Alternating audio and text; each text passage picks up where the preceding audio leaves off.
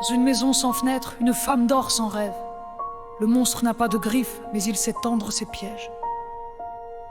Il verse dans le verre ce que l'on ne peut nommer, et l'amour devient cendre, le foyer, un charnier.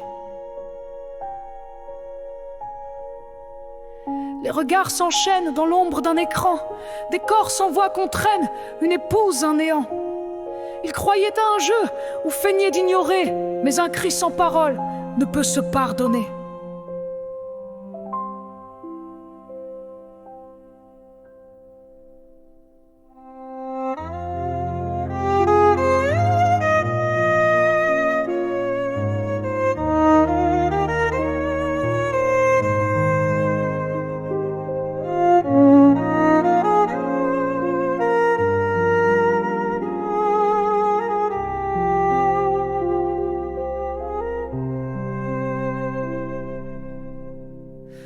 Il n'y a que des victimes dans ce gouffre sans fond. Même ceux qu'on croit libres sont traînés dans le plomb. Le silence a sa honte, et la honte ses chaînes, et les larmes d'une femme éclaboussent la scène.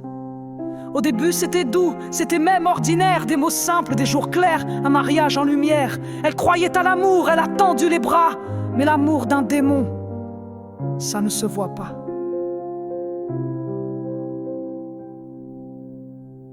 Combien de nuits sans elle, même couchée tout contre. Combien de fois l'horreur a pris ses traits sans honte. Il lui disait repose-toi d'une voix trop calme, et versait dans ses veines la mort avant l'alarme. Les hommes défilaient comme on jette des dés, par dizaines sans visage, des bêtes apprivoisées. Elle absente à son corps, poupée de porcelaine. Chaque souffle volé est un appel à la haine. Ce n'est pas qu'elle a dormi, c'est qu'on l'a fait taire. Un silence chimique, un sommeil de misère. Et lui derrière l'écran, orchestrant les tourments, faisait de sa tendresse un théâtre sanglant.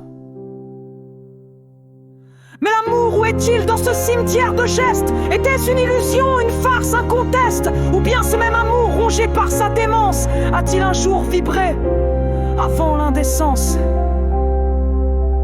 Elle se lève aujourd'hui, mais pas pour gagner. Elle se lève pour dire qu'on ne peut plus nier. Ce qu'on lui a volé n'a pas d'autre remède que l'écho d'une plainte qu'aucun temps ne possède.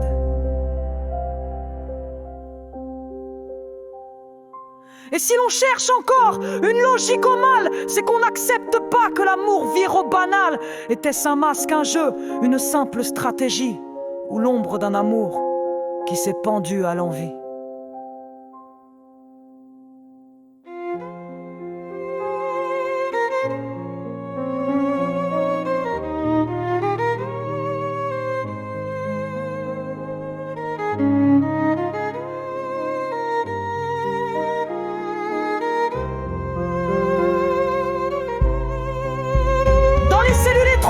Ils tournent comme des chiens, leurs fantasmes pourris, leur colle aux mains, privés de leur écran. Ils goûtent au vrai silence et rêvent d'un sommeil sans remords, sans sentence. Mais les regards des autres sont des larmes quotidiennes, et l'ombre de leurs crimes les réveille avec haine. Elle avance à tâtons dans un monde sans fièvre. Chaque nuit qu'elle dort, elle combat pour se taire. Dans son corps c'est la guerre, une guerre sans fusil, avec pour seules armes les larmes qu'elle essuie. Et même si la justice a inscrit quelques peines, elle sait que son nom brûle encore dans la haine. Elle revoit les plafonds, les draps tachés d'absence. Chaque nuit où son corps n'était plus qu'une offense. Elle entend les silences, ces râles qu'on étouffe, et les ombres sur elle repassant comme des bouts. On lui disait oublie, comme si l'oubli guérit. Mais chaque mot, chaque cri s'imprime comme un écrit. Dans ses yeux, il y a des mondes qu'on n'ose pas voir, et un enfant brisé qui supplie de tout croire. Un jour elle a failli mettre fin à l'histoire, mais ses mains ont tremblé à l'idée du noir. Car même l'enfer vécu semblait mieux que le vide, et ses enfants absents la tenaient loin du suicide. Elle a prié sans croire, elle a hurlé sans bruit, cherché dans la lumière